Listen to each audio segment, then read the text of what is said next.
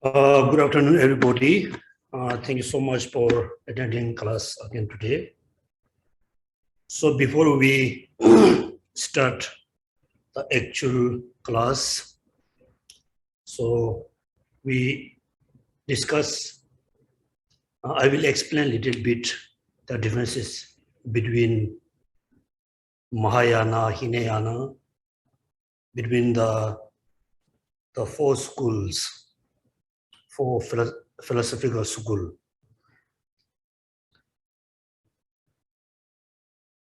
The first Buddha lifetime, there's not such as the term, the Mahayana path, Hinayana path. But Buddha mentioned very often Bodhisattva, Pradika Buddha, Sarvaka. So when Buddha gave teaching to the disciple, then that time there are so many different level of students who has a different capacity to understand his teaching. Then according to the disciple capacity, understanding, then Buddha gave teaching according to them. For example, the first will of Dharma, when Buddha taught in Varanasi, so it looked like actually he put it, he lay the foundation for the second will and the third will of the Dharma. So when we think about the two Dharma wills, many people think there's been from this day to this day, the teaching is first will of Dharma. Then second this day, and then third and fourth. Actually, no. So all the teachings, which is exactly same with the teaching about Four Noble Truths, and very similar with the Four Noble Truths, then we said this teaching include into the first will of Dharma. Mean the content is exactly same, very similar with the Four Noble Truths. The second time, the very first time when Buddha taught emptiness, then this content, the topic, the subject is become totally different from the first will of Dharma. During the first will of Dharma, Buddha taught, all phenomena exist ultimately, inherently. Then, since the vulture picked the place, Buddha said, from the form, the physical form, all the way to omniscience, from form to omniscience, all phenomena totally empty of inherent, empty of ultimately, totally empty of ultimate existence. Then this subject is totally different from the first will of Dharma. But when we study the first will of Dharma, but Buddha explained impermanence, suffering, the emptiness, selflessness. The emptiness, the term is exactly, like a same, but the meaning is totally different. During the first wheel of Dharma, whenever Buddha explained emptiness, meant the person is empty or substantially existent or self-sufficient, substantial, existent, empty of self-sufficient, substantially existent. That means the person is there, but the person is not there as permanent, singleness, unity.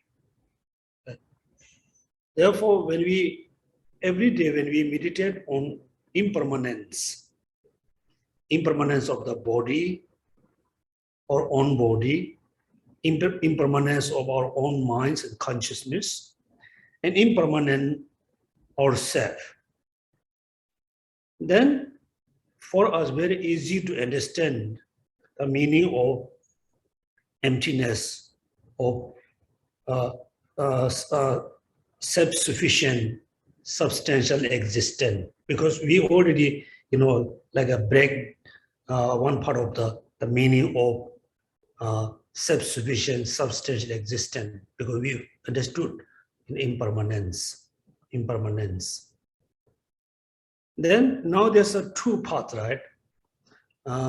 Independent. So when say the second meaning, the suffering, mean the physical body, which is the basis of designation of the person. Then we slowly going to understand, yes, the person, the being cannot establish separately from the five aggregates. Then we are going to understand, yes, person, we are talking about ourselves. Me and me, I, is not exists, not depending on others. Then when we understand the person is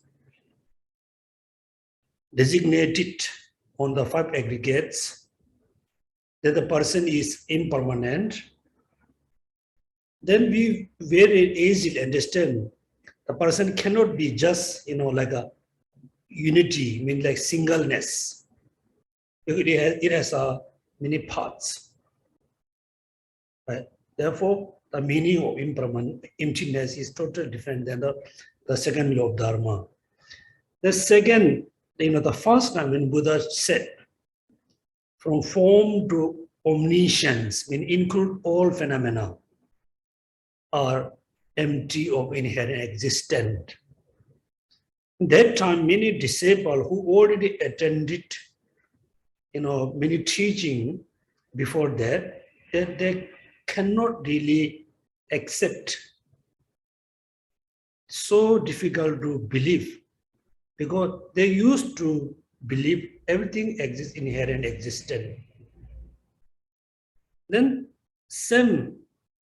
the teaching, exactly same meaning of empty of inherent existence. The teaching is the topic, the subject is very similar, exactly same.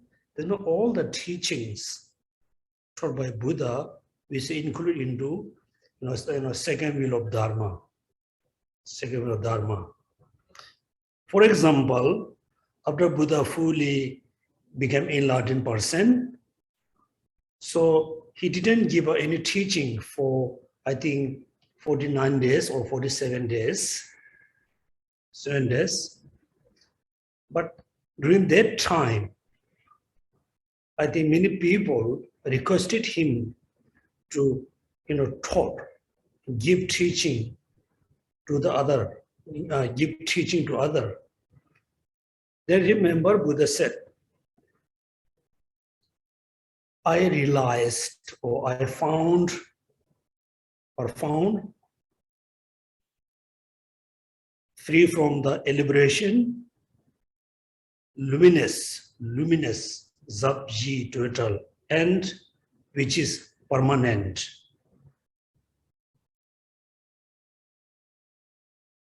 Nobody going to understand this meaning. Therefore, I remain silently. Then he already taught the emptiness, exactly the same meaning, which is emptiness, taught about the second will of Dharma. This teaching, actually, he taught the first time, but we must include into the second will of Dharma. Second will of Dharma. Then later, then many people has a doubt, right? Many people cannot accept from form to omniscient, all phenomena are empty of inherent existence.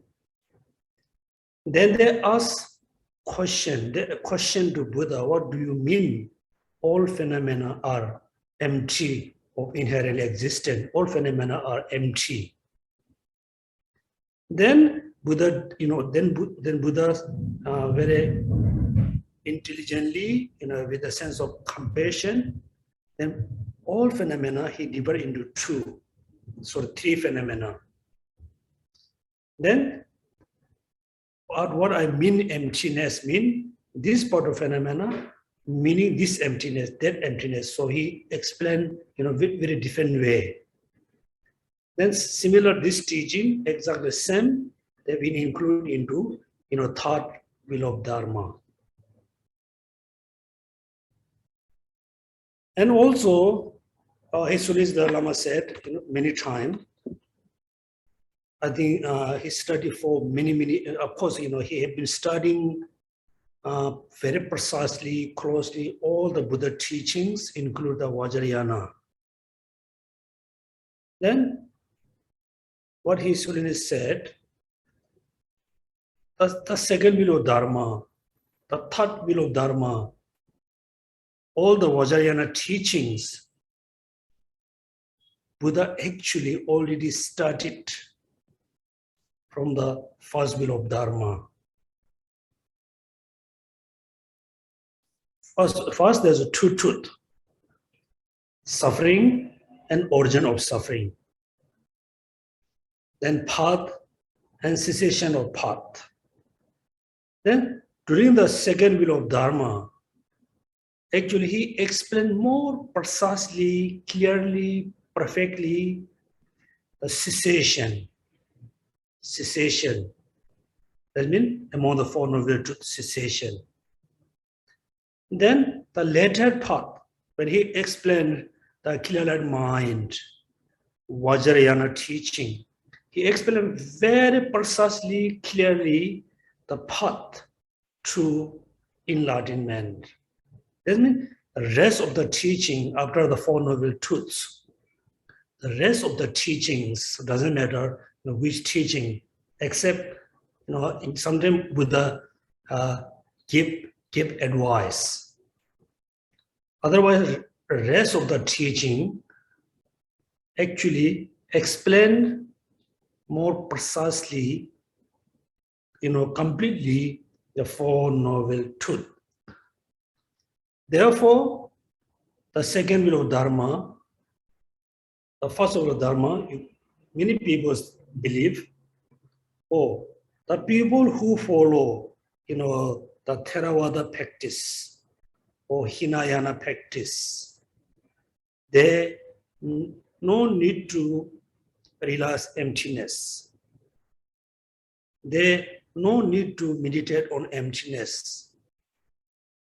They meditate on the Four Noble Truths, and the 16 characteristics is enough to achieve liberation, Buddhahood. No need to meditate on emptiness. This concept, this idea is come later. At the Buddha lifetime, there's no discourse of such as, you are Hinayana, practice this, you are Mahayana, practice this and that.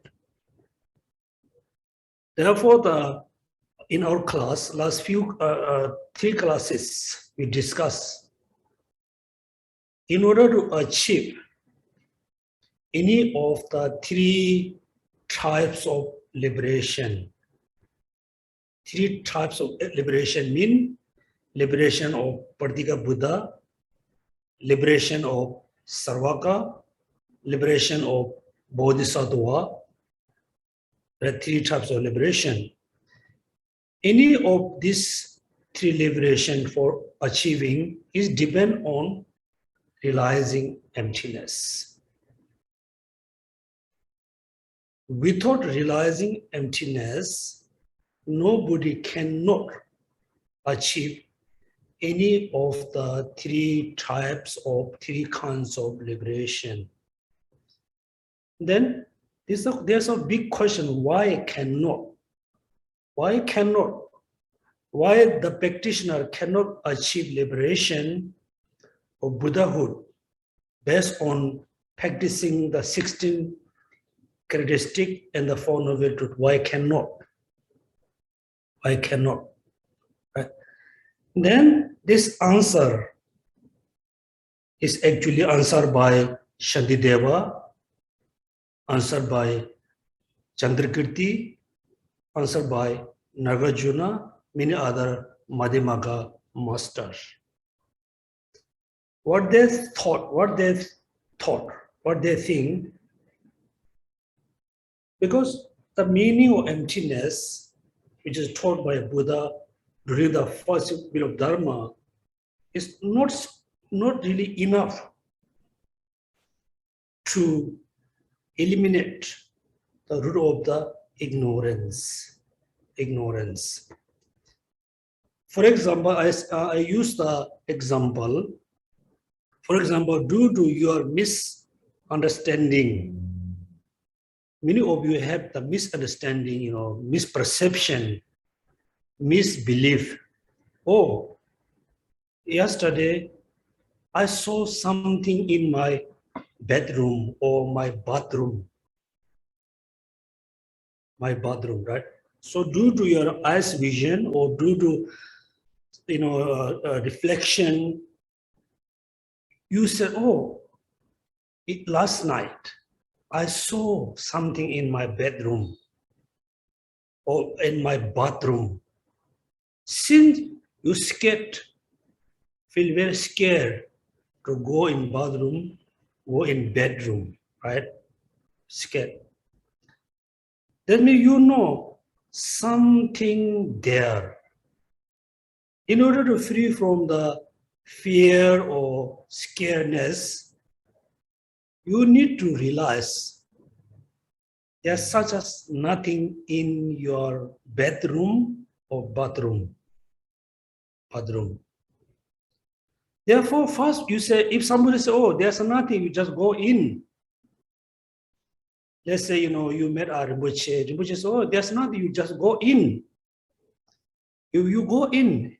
You went in, you come out, still you feel scared. This means you feel, much better than before when the Rinpoche, when the Lama say, oh, there's nothing, there's no ghost, no spirit, no any formless being there, you just go in. You feel better. Still, your doubt is still there. Yeah. Right?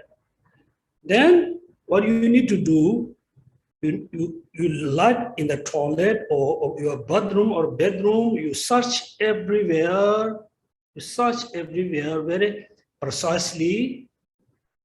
Then one day you will notice, actually there's nothing.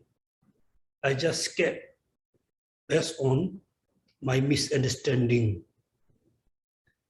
This is the example.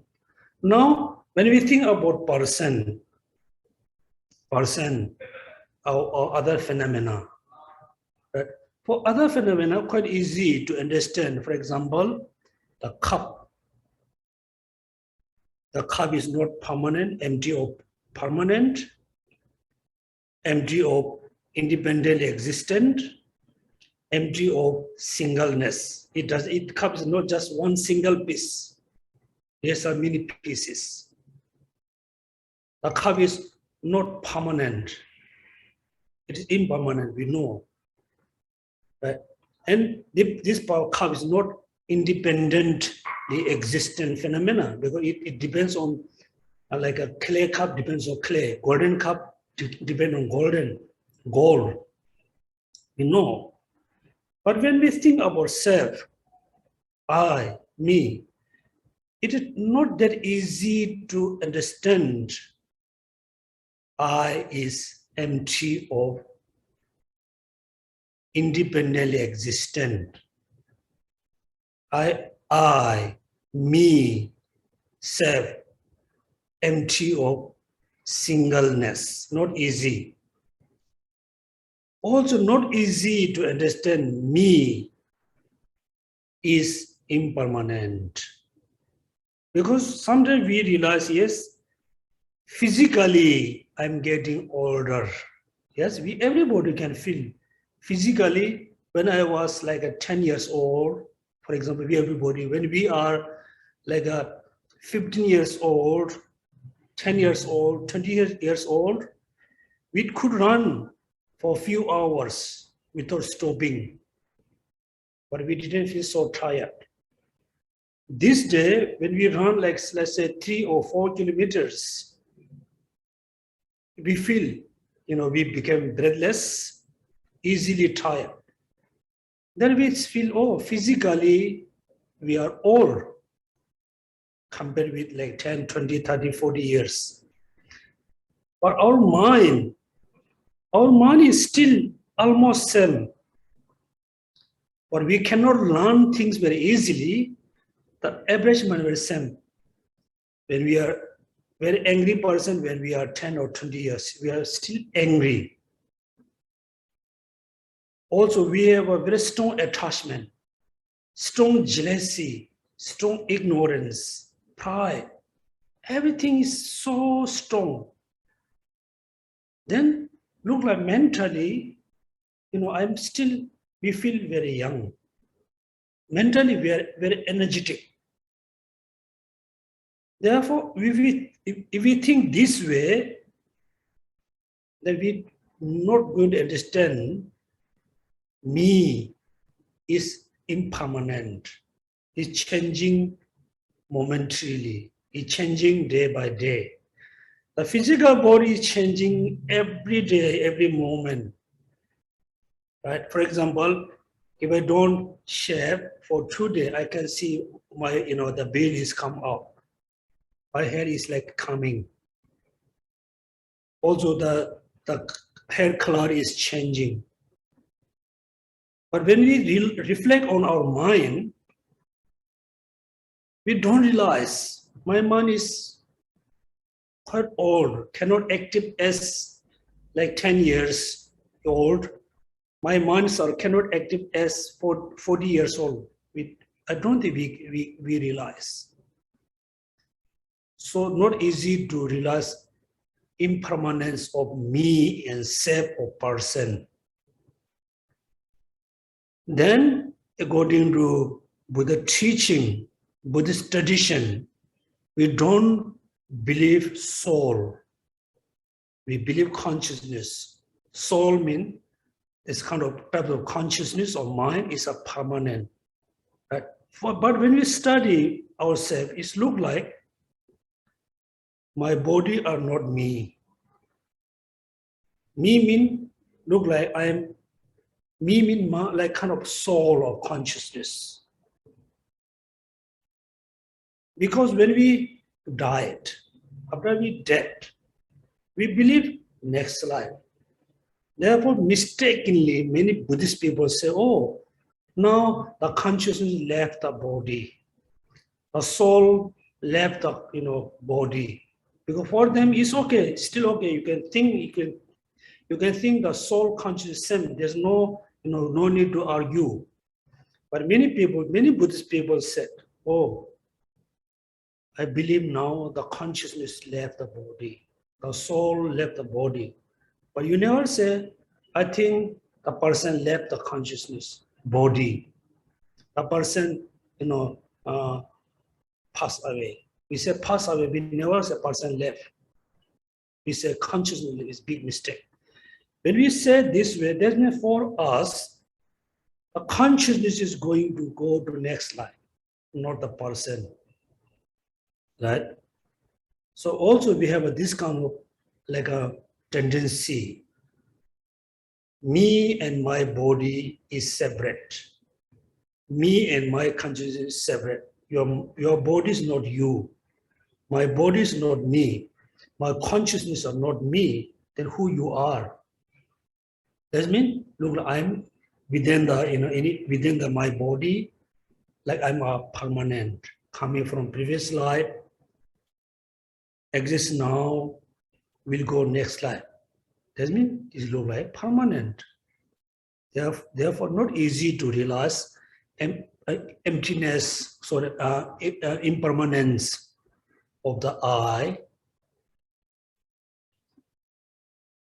Therefore, the second, during the second will of Dharma, then Buddha said, the person is empty of self-sufficient, substantial existence, empty of.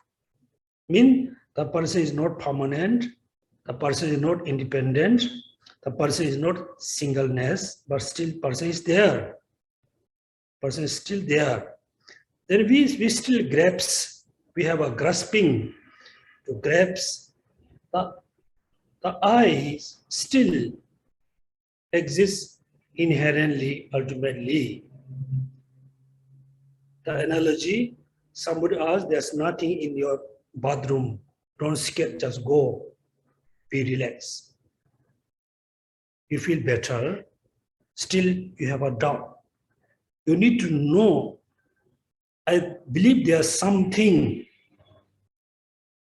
After my study for many days, many months, I cannot find anything in my bathroom. Then your scaredness, the mind has gone.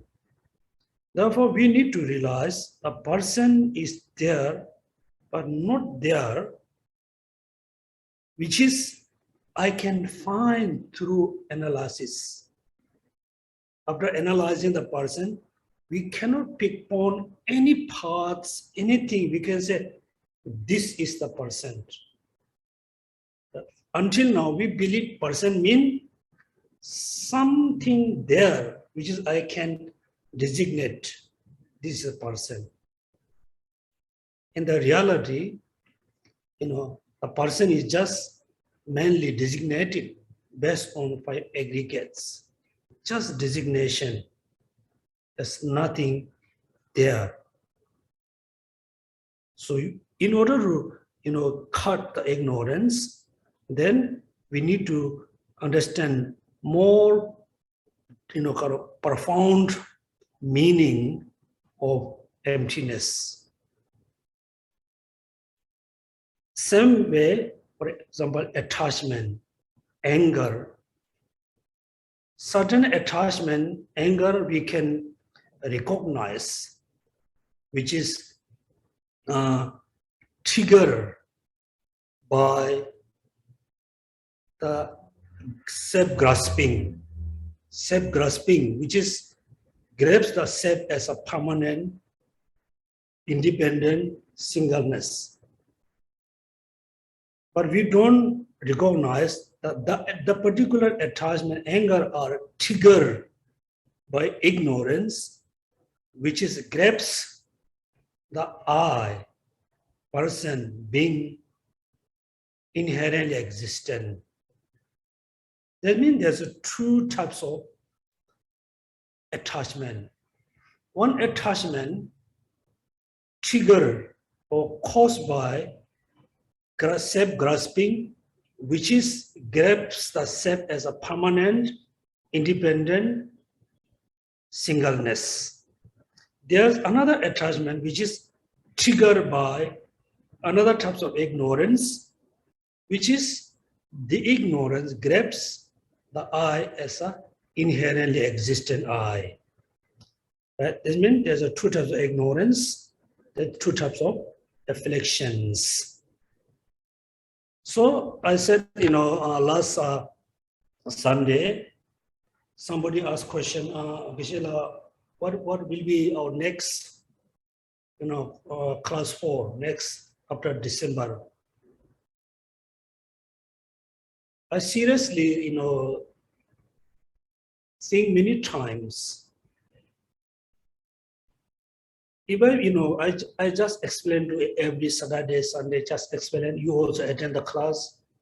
The rest of the week, you don't really practice them. Then there's no point to attend, class, attending teaching. There's no really point to, just talk. No point. It's totally meaningless. Therefore, I said, whether if you are very serious about free from suffering, you are very serious about achieving liberation, then we have to be serious about realizing emptiness. But there's a sequence, there's an order. First, we need to realize impermanence. All phenomena around us, include me, my body, my belongings, my relatives, are impermanent. It is on, every day. So slowly, then, when you look, I believe. Also, many masters says, meditating on impermanence for many days, then when you look around, for you look like you are really, everything is very uncertainty. Look like, I'm going to die anytime. My relatives live any times. Particularly since last year, whole world is become very uncertain. Life is become very uncertain. The lifestyle become very uncertainty. The business becomes, the job, everything becomes very uncertainty. Right? Impermanence. Then sometimes we feel, so actually what I have been doing, why I have been doing all the negative things? Because I can be lived anytime, any day. When I die, all the negativities, negative karma, go with me.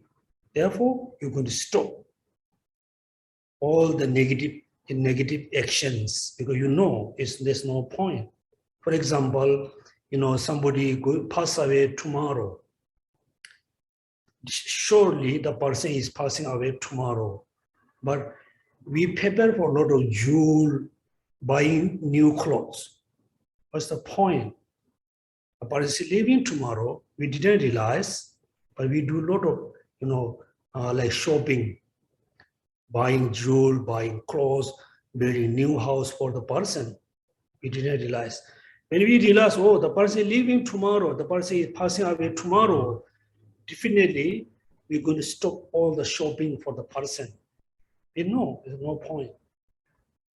Therefore, after we meditate on impermanence, then we can see the urgency. Then we always practice the positive action, the virtuous action, then recitation, chanting, everything become perfect dharma, impermanence. Second, suffering, right? Suffering. We need to realize the truth of suffering. If we don't realize the truth of suffering, then still our mind attached with the samsaric things. The second, we need to meditate on the suffering of change, the pervasive suffering. Then there's an order, right? Suffering, very easy to realize. Like sickness, disease, hungry, thirsty, all the hotness, coldness. When we feel very unhappy. Then we realize suffering of suffering, meditate on suffering. Then suffering of change. It is not easy to understand suffering of change. What does mean, suffering of change? Mean whatever we believe, oh, this is pleasant, this is happiness. Whatever we believe, this is pleasant and happiness, joyful. Actually, those are suffering. But the suffering become more because of miles. Then we recognize this is happiness. This is joyful. This is pleasant. Actually, the suffering become more weak. Suffering reduce certain level. Then we says, oh, now I'm so happy. That means you are actually experience another type of suffering, which is a bit weak, is still suffering. This means until today, for this lifetime, we forgot about next life, in previous life. In this lifetime, until today, actually, we don't have any experience of the pure or ultimate happiness. For example, in the morning when you get up, you feel so hot, the weather is very hot, the room is very hot, suddenly you take a shower. When we are showering, our body become cool. Then we say, wow, so happy, very pleasant. Actually, the suffering become weaker. Then we recognize this happiness is still type of suffering. Right? The second step, you need to meditate on changes of suffering. Then suffering of change. Still not, deep understanding of suffering, understanding of suffering change, not enough and deep enough to understand the actual suffering. All animals, they can recognize suffering. When we watch the documentary, Discover Animal Planet, you can see they also, do so many things in order to protect from the cold weather, hot weather, like hungriness, thirsty. They realize suffering. But they don't have any kind of mind, knowledge to realize the suffering of change. Then, according to Buddhist tradition, all the non-Buddhist practitioner, non-Buddhist men, ancient time in India, I'm talking, all the the non-Buddhist practitioner, all the Hindu practitioner, they also realize suffering of change. For them, they don't realize the pervasive suffering. So realizing pervasive suffering is the one of the unique kind of understanding in Buddhism.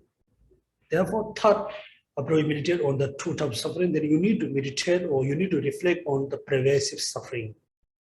Mean the physical body. The physical body is originated from ignorance, then the rest of the affliction and karma. The physical body, whoever possesses this type of physical body, is originated by ignorance and the rest of the afflictions and karma. That means you need to reflect what are the causes, condition of this body. this body. Not only that, this physical body, that the physical things, the particular physical body is the basis, is kind of, a kind of foundation to arise all the suffering. That means the physical body you put in between, then think about the cause and the condition. Ignorance is the root. The rest of the afflictions, the karma, cause to has this physical body. Therefore, all sentient beings, even the bodhisattva, who reach to the 10 bhumi, they also possess the truth of suffering, which is the physical body. Therefore, free from suffering means we have to free from the root or origin of suffering and the actual this body.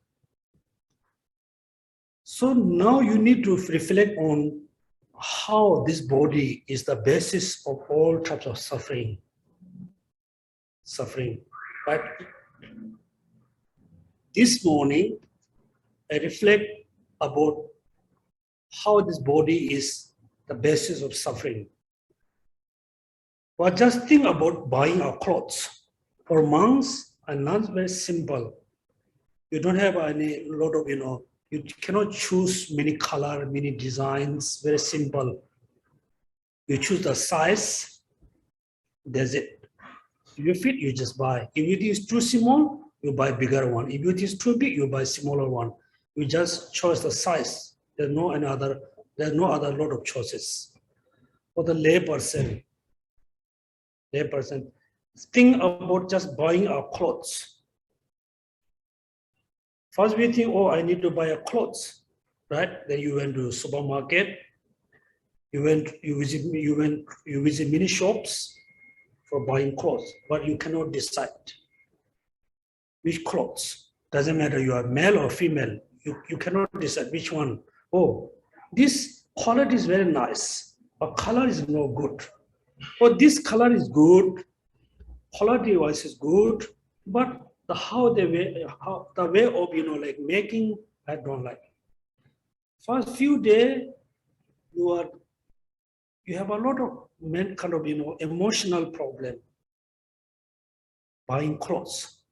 After we bought it, clothes, for example, the monk dress, the monk robe or your clothes. After we bought, we wear. First few days you think, wow, it's very nice. After a few days you thought, wow, I don't like these clothes. But you cannot throw away because you already paid. Then we have to wash. In order to wash the clothes, definitely we need water, detergent, soap, washing powder, whatever. Then we need to wash. Then we need to buy washing machine. Then we need to dye up. We need to dye machine also. Just think about the clothing. Then after a few months or few years, the clothes cannot use anymore. Then we need to buy another new clothes. So why we need to buy clothes? Why? Many people think, oh, well, because we need to buy clothes because just going, walking nakedly is very shameful. This is our human culture. Think about during the Stone Age time. They didn't wear clothes. They just whole day they put effort for survive. Collecting woods, collecting food. That's it. This is our human culture. Then why we need a clothes? My body need protections. Right? The clothes is mainly protect your body protections. Otherwise, you will get a lot of sickness and disease. Therefore, we need clothes because the body. Then the food. How many types of food we consume within 1 month? And the amount of food and drink. but the body is becoming older, weaker day by day. Every day the body is going to expire. Doesn't matter how much food and drink we consume, our body never be healthy forever, because we need all the food and drinks, all types of medicine, doctor, hospital, nurses, all of them, because of the sickness. The sickness because of the body, right? That means meditate on the truth nature of the body. So how many years we need to possess, we need this body? That means almost forever. Forever. If we don't abandon, we don't, seize the body forever. Think about, rebirth, born in also the English term and Dharma term is different. We say take a rebirth, English. In the Sanskrit, in Tibetan language, we say born as an animal, born as a human, or the person born again. We never say, take a rebirth, rebirth. Just say born as a cow, fish, whatever. Then think about animals this day. You born as a cow, sheep, pig, chicken, fish. The people, the human being going to kill for their food. Even though you are born in a small creature in the ocean, think about the human going to catch and kill for their food. Therefore, among the sentient beings, we always look down like a dog, cow, sheep, donkey, horse, fish. We thought we are, much better than them. Actually, we are more worse creature in the world. The cow, sheep, pig, dog, cats, they don't produce any a kind of gun, atom bomb, nuclear weapon. They really don't destroy the environment. We human destroy the environment, destroy the whole world. So if we just born as human, study, be educated, live for look like nothing. Therefore, every day, then we need to meditate on the pervasive suffering. There's no all sentient beings. This body pervades. Whether you are a human being, you are a celestial being, or the being is an animal, born animal, everybody possesses, this type of physical body, which is basis of suffering, originated by the ignorance, afflictions. So when we think this way, then slowly we can generate renunciation. Oh, I must be free from this physical body. How we can be free from the physical body? Then free from the cause, the origin of the truth of suffering, which is mainly ignorance. Then there's a ignorance. Then there's a self-grasping, the gross one. There's a self-cherishing. Right? That means there's a very subtle level of ignorance. Then there's a little bit gross level of ignorance. Then there's a self-cherishing. Due to these three ignorance, we are in samsara, look like forever, if we don't realize emptiness. The realizing emptiness is very, very important. We must, realize emptiness. Therefore, remember in the sixth analogy of the samsara, the sixth analogy. So when you practice, your daily practice followed by the intermediate way. Meditate on compassion. Then meditate on the suffering. Then remember the sixth analogy about the samsara. Then meditate on impermanence. Meditate on emptiness, the three ordinary paths. And also, please, you should not think, oh, these are the kind of very basic practice. I want to do more profound, more higher level. This is a very big mistake, very serious mistake.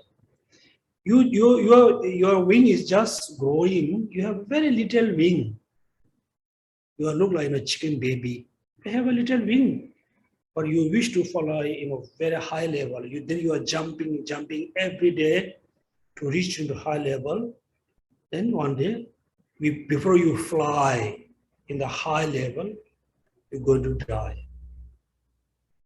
Also, if you have a very little wing, if you flip every day without reaching anywhere, you feel so tired. Then one day you're going to give up flip the wing. Therefore, many Buddhists at the beginning, they are very, be very encouraged. I want to practice Dharma. I want to be Bodhisattva. I want to achieve Buddhahood. Then they put effort for very profound, very high level practice. Then one day, then they give up. Right? So therefore, Hinayana, Mahayana, those is not really actually categories during the Buddha lifetime.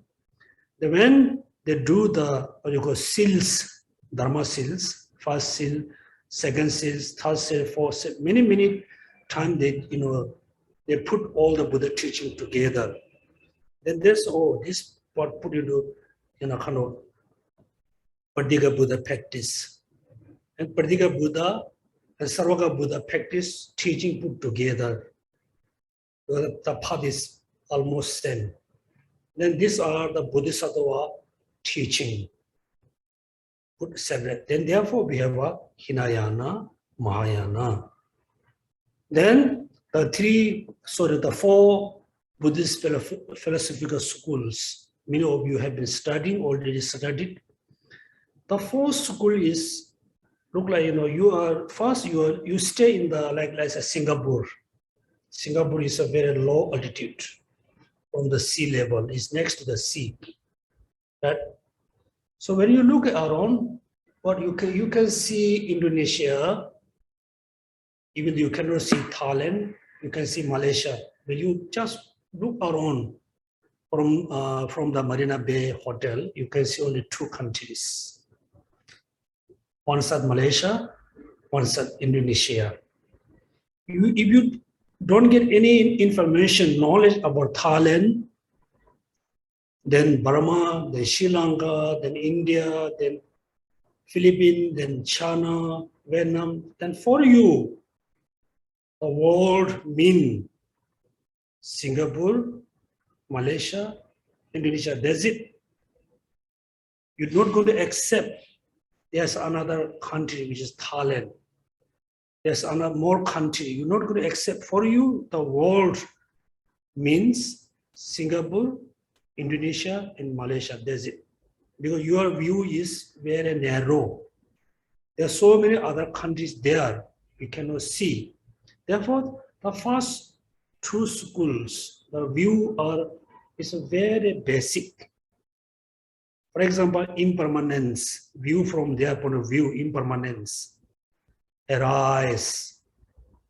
Right? Arise means is grow, then endure. for many, many months, many years, then decay. Means it's same as our view. Their view is very basic.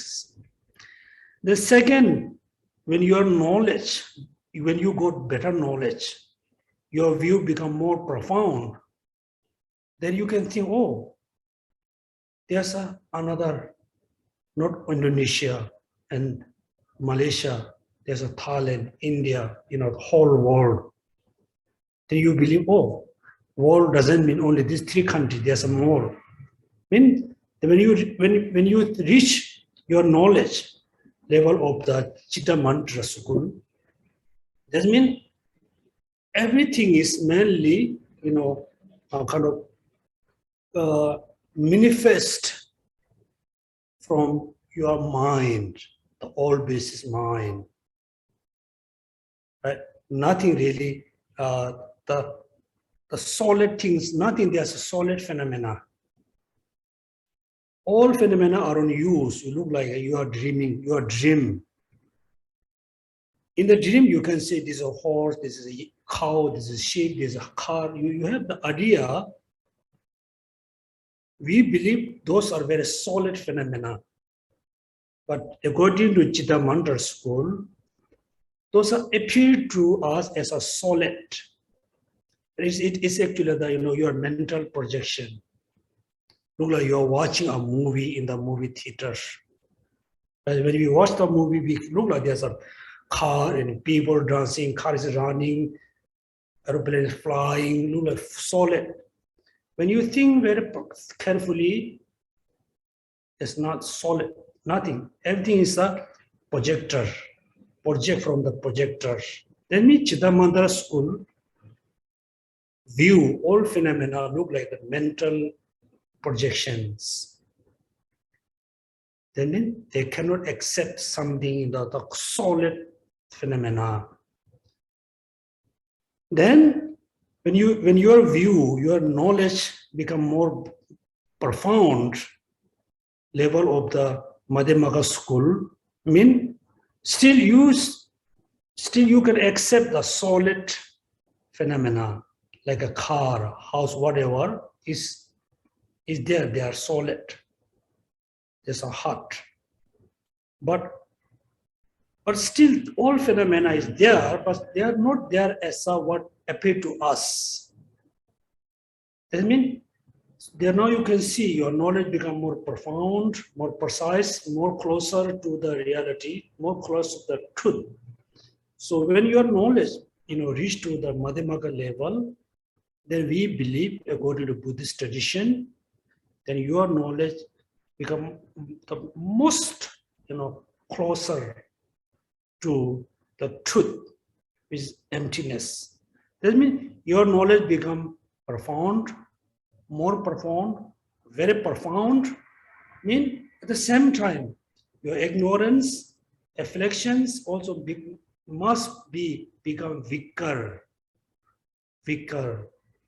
One day when you reach to Madhyamaka, like a level of view, this may look like, this may totally kind of break the ignorance, but not heaven, eliminate. Look like you fully reduce the ignorance.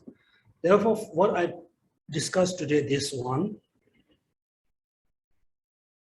So, as a Buddhist, it's up to you. What is your target to practice the Dharma? You just wish to, born into celestial being or pure land, or not only that, I want to free from samsara for myself, benefit myself, or I want to be Buddha. Up to you. Right? You really have to be very clear what is your achievement. When your achievement is very clear, your goal is very clear, then all your practices you need to put one, put for achieving the goal. Achieving goal.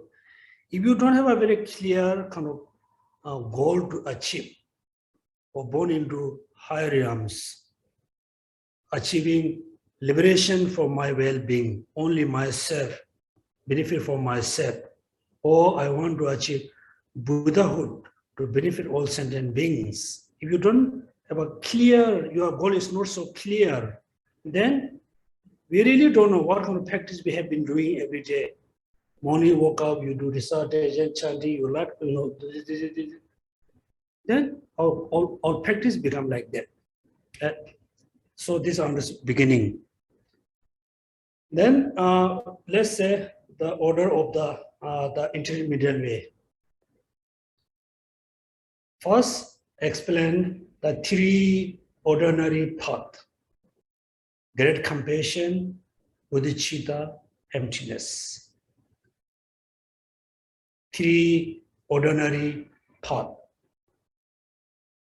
Among the three, first, we need, if you wish to achieve Buddha, want to be Buddha, first, great compassion.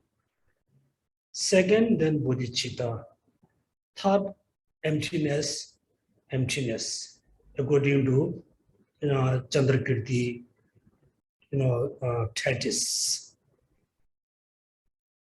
Then, if you are more, if you really don't know, if you are not sure, can we achieve liberation or not? Liberation is possibility or not? Possible or not? Achieving liberation, Buddhahood is possible or not? If you have a doubt, then instead of practice, generating bodhicitta, then you need to reflect on emptiness.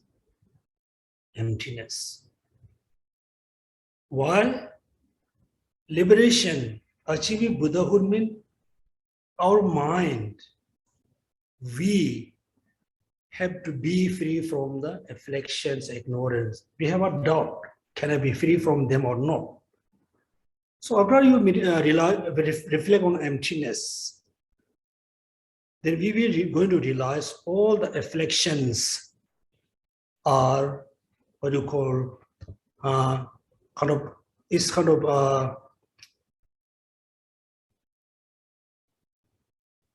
is created by our own mind, like attachment. For example, today you have an attachment towards something or someone.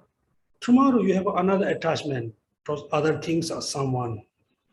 Because this means your attachment, your anger, jealousy, everything created by your own mind, based on ignorance, right?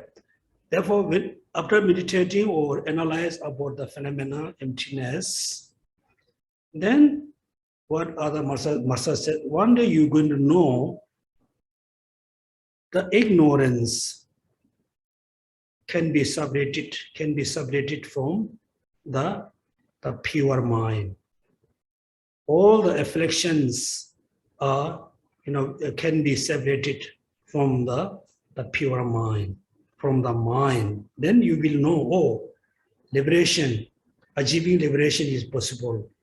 Becoming Buddha is possible, right? Therefore, there's your two options. Generate bodhicitta first, and second, realize emptiness. Realizing emptiness first, generate bodhicitta second, is up to you.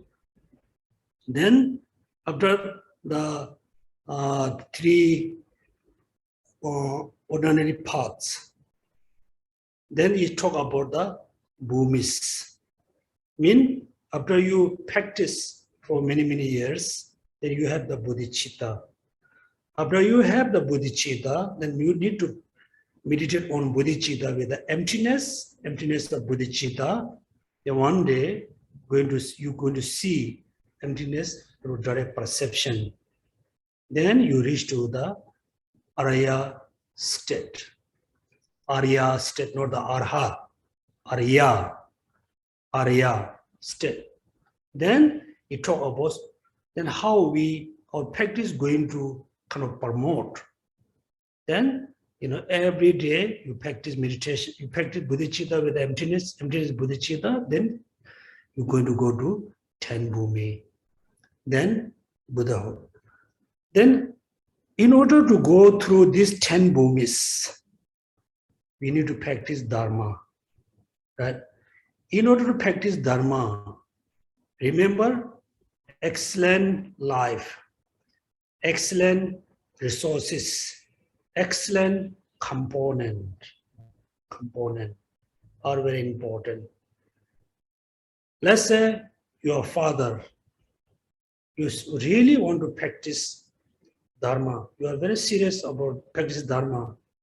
If your wife, your kind of relatives, they don't like your practice, it becomes obstacle. Therefore, we say excellent component, right? And also, if you have a, because being in Singapore for many years, I saw there's some serious problem between the couple, was and husband and wife. Husband Buddhist or wife Christian, or wife Buddhist, husband Christian or Muslim, Hindu. When they're getting older, then there's a lot of disagreement, lot of emotional conflicts. When you are married, getting married, falling in love with each other, you never think in the future I will have this kind of problem. So when you are falling in love with each other, you do say, okay, we don't care religion, we don't care ethnic. So far we love each other, we're going to get married. In a one hand, it makes sense. If you think for long term, let's say wife is Buddhist, husband is Christian. When they have a child, then why is a Buddhist wish the child will be Buddhist. The husband wish the child will be Christian, because both of us have their attachment towards their religion. That means they are really try to convert or try to bring your children in their tradition. There's a problem. Then when you are getting older, then you thinking, oh, I'm Buddhist, I must be serious about my Dharma practice. Then the husband is a Christian, that oh, my wife have been doing nonsense thing. Or the husband is Christian, very serious about practicing Christianity.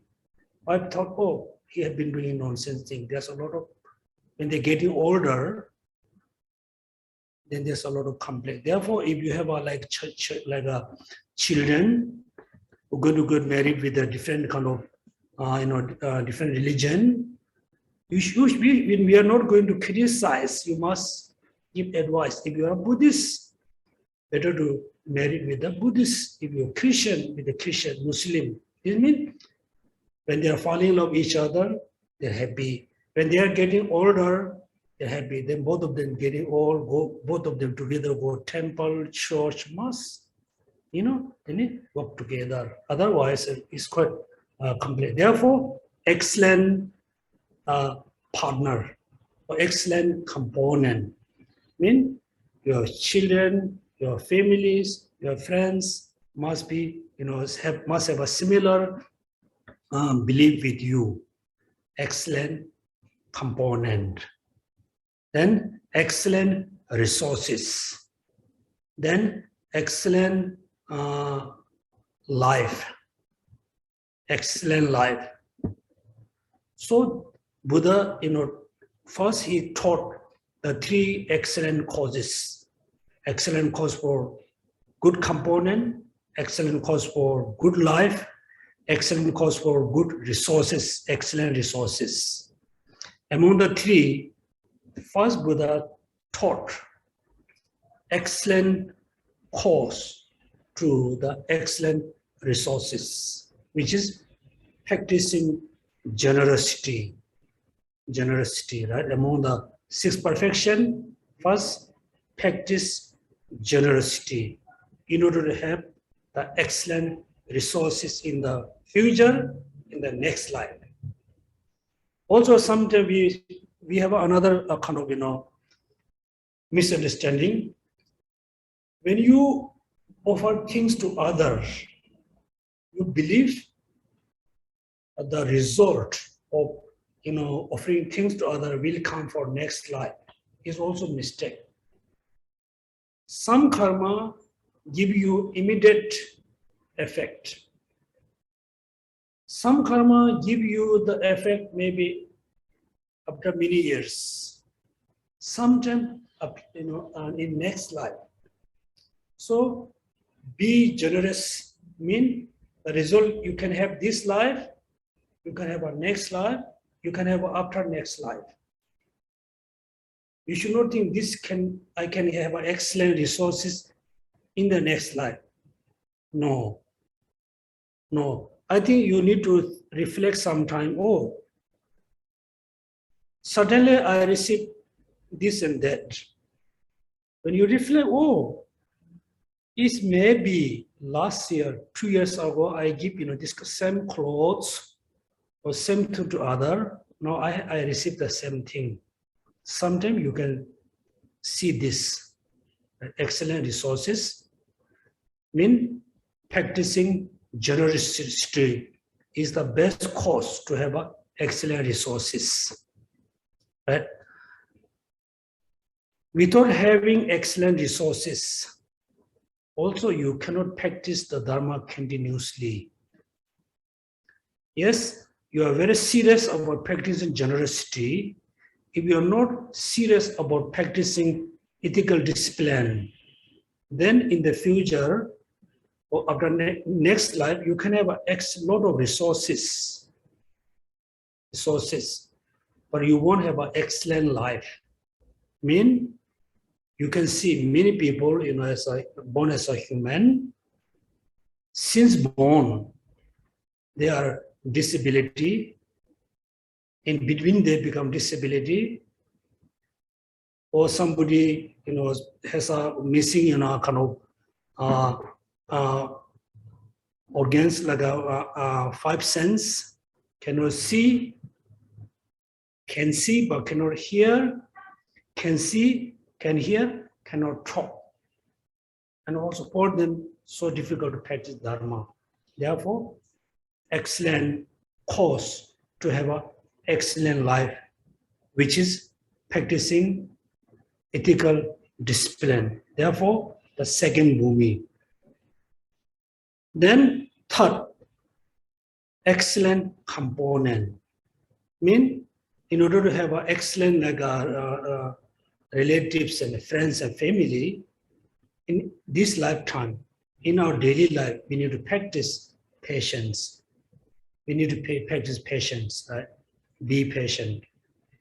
Because if you are a very angry person this life, then next life, you can be a very angry person.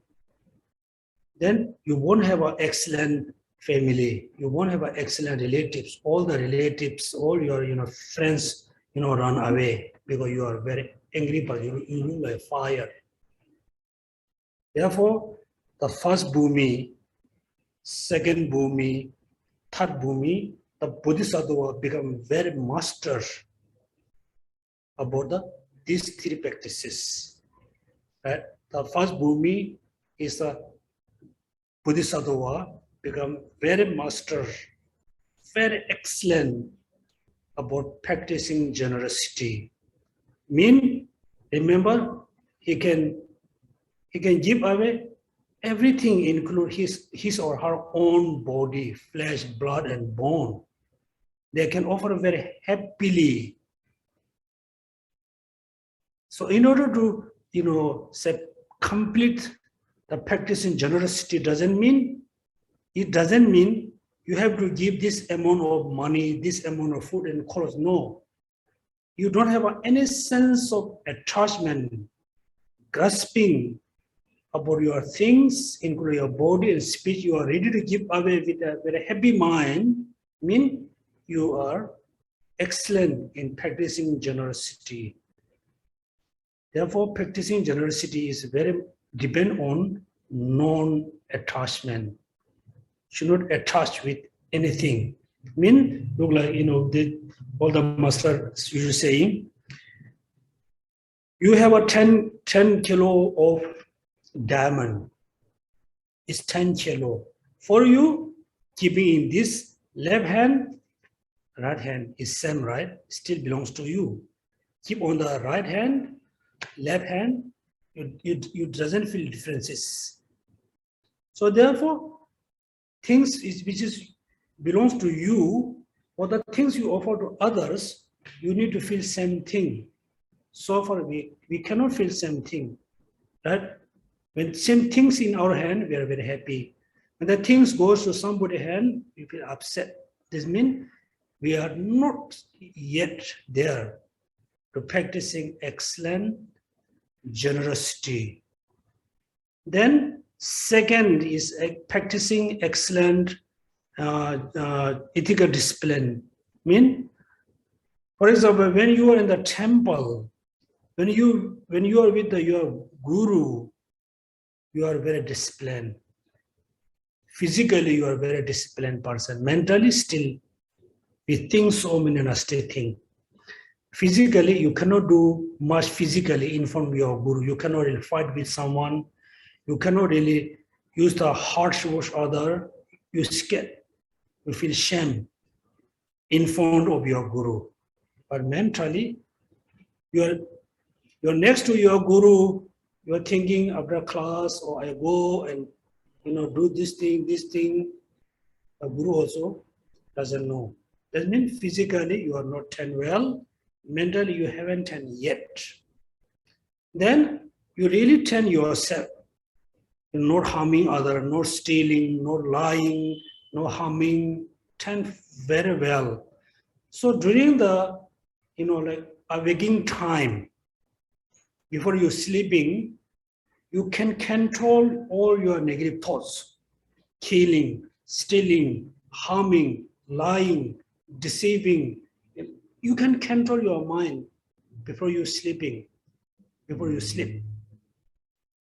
But after we sleep, and in dream time, in the sleep, also we can have this kind of negative thoughts. We are not having be excellent practicing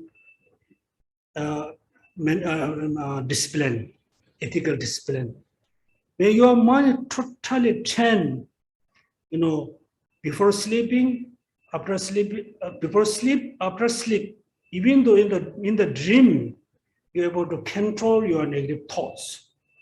Then you say, you are excellent practitioner of ethical discipline.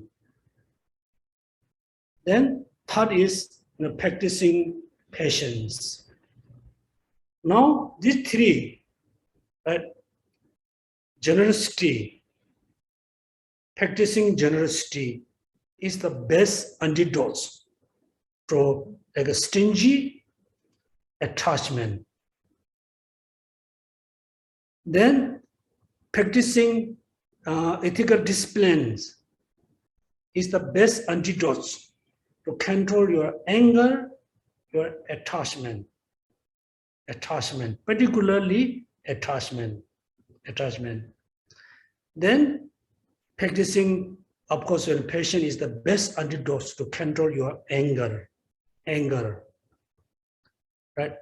I really hope all of you. So, what time is it now? 4:20. Sorry, I don't think we have we need to open the book. I said many times in TBC, in Gelam and here. Please make sure any kinds of your daily practice, make sure it has to be antidotes to reduce one of the afflictions. Usually with what we think, I want to offer light. I want to offer incense. I want to do prostration. I want to recite mantra. I want to do chanting for accumulation merit, for accumulating merit. Be very much thinking about accumulating merit. In the one hand, it's good. In the other hand, whole your life using, applying all the dharma practice for just simple things to accumulating merit.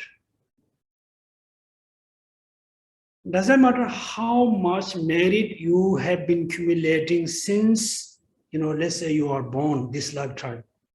Doesn't matter how much merit, virtues you have accumulated, have been accumulating, the result, effect is only samsaric things. Let's say you have been practicing generosity, just giving things to away for whole life. And what the consequence, what the result in next life, you become very wealthy, one of the richest person in the world, right? Becoming richest person, do you think is very meaningful? Actually, no. Remember so yesterday in the Tibetan society, we celebrate the Nobel Peace Prize Day of the His Holiness Dalai Lama. The person, the Nobel, right? The Alfred Nobel. He was a chemist, scientist, engineering, the chemist engineering. A very good chemist, chemistry, so many things. Then he established a factory. He became one of the richest, I think, person in the Europe, maybe richest person in the world that time. Rich, very rich. One day he heard the news his brother was killed in France. The weapon produced in his factory. One day he heard another brother killed somewhere. A weapon, things produced in factory. And he feels so regret. I had been, producing all this weapon in the future. How many people, killed by this weapon? It destroyed many people's life. Then he 95% his the wealth he put in the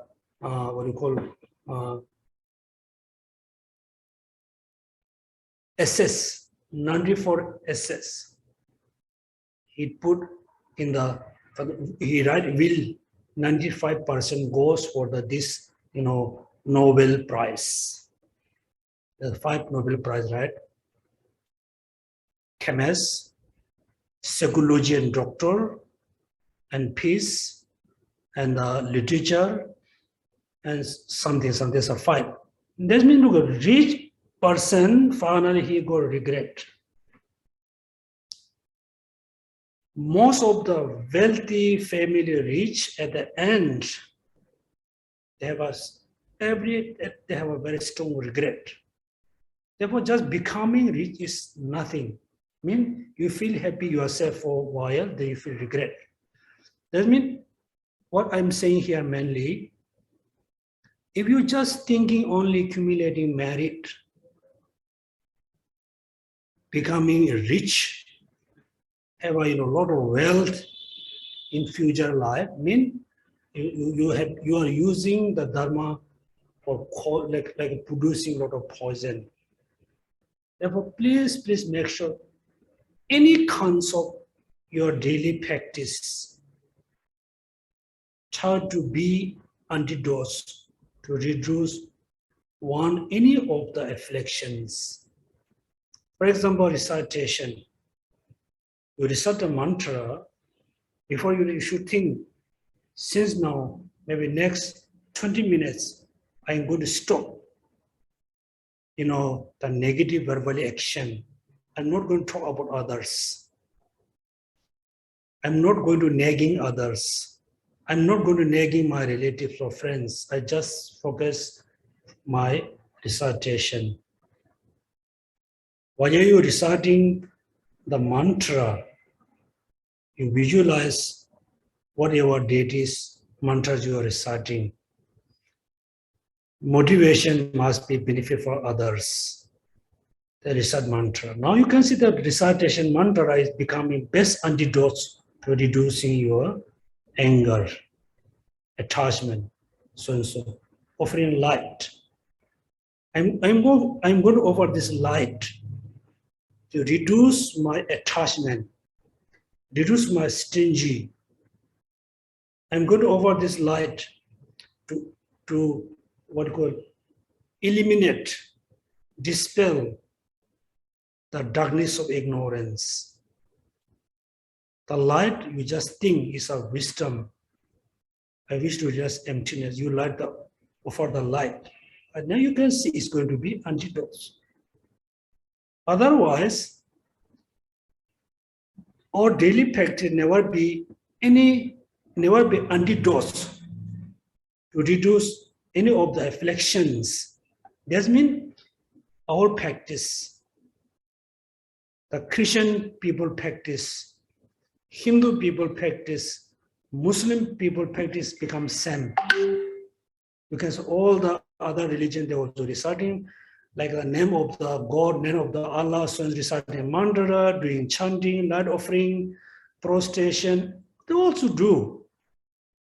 But their practice never try to be antidotes of any of the afflictions. If you don't apply all your daily practice to be antidotes, mean your practice and other practice become, there's no differences between your practice and Hindu practice.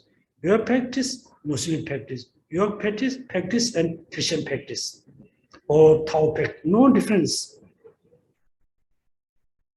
Since tomorrow, you just think about what the difference is me and the Hindu practitioner. You visualize Buddha, they also visualize a certain deity. You recite mantra, they also recite mantra. You do prostration, they also do prostration. You practice generosity, they also practice generosity. You practice ethical discipline, they also practice. You practice compassion, they also practice compassion. So what is the difference between you and the Hindu practitioner? What the difference is you and the Muslim practitioner? What the difference is between you and the Christian practitioner? What is differences? If you cannot see differences between you and other, then why you cannot say, I'm Buddhist, I'm Christian, I'm Muslim, I'm Hindu? You can say, right? Therefore, make sure all your daily practice must be antidotes to reduce any of the afflictions. Then your daily motivation, your main motivation for practice Dharma, for achieving liberation, achieving Buddhahood, caused by renunciation, then caused by bodhicitta, great compassion. Particularly, all your daily practice motivated by the wisdom which realizes emptiness, then your practice totally become differences than the other. Your practice become very different with the others. Yeah. Okay, at the end, we dedicate the merit. First, we dedicate the merit for realizing emptiness, for achieving liberation, achieving Buddhahood, to benefit all sentient beings.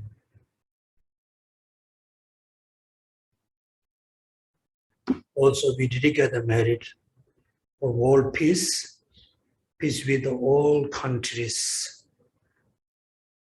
Sometimes we are very concerned about our own country.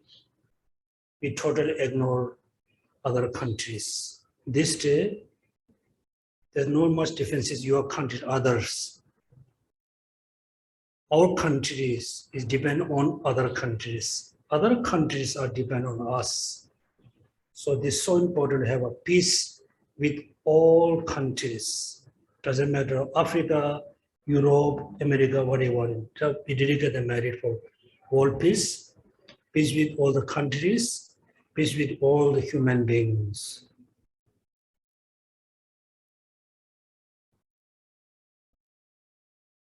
Again, we always pray for world peace, but we always create disharmonies within our own families, within our friends and relatives. Also, we need to dedicate the merit for peace in your home, peace with your relatives and friends. Also, when we practice compassion, we generate compassion all sentient beings. Also, we cannot generate compassion towards our own relatives and families and friend neighbors. You hold a sense of hatred with your families, you generate compassion all sentient beings. It's again, kind of useless. It also cannot be great compassion. Also, we talk about passion, practicing passion. We are patient with everybody's. We cannot be patient with our own families. Therefore, we dedicate the merit for world peace, peace within your families and friends and relatives. Also wish all human beings free from the COVID-19, the Omicron. Jamba Bavia Jidara Kimbo, Gundo Zambo de Yan de Deda Punje Jeso, the Lojan Gawa, Dida Tamjarato, Tuzun Shebe Gawa Tamje, Yemuwa Kalo Chodo Mabo, Dage Gaveta Wan de Gunya, Zambo Jujera do Muaragi, Jida Yambe Yagan Danje, do Mine, Chune, Sasel Sargenso, Madro Moga Babu. Sirene de ye de morojo, Janjo Sanjo, Rimboje, Maye, Bonum Yeyu, Yewa Nyamba, Meba, Yankone, Gundo, Bewa, Tony, Dawa, Rimboje, Maye, Bonum Yeyu, Yewa Nyamba, Meba, Yankone, Gundo, Bewa, Show.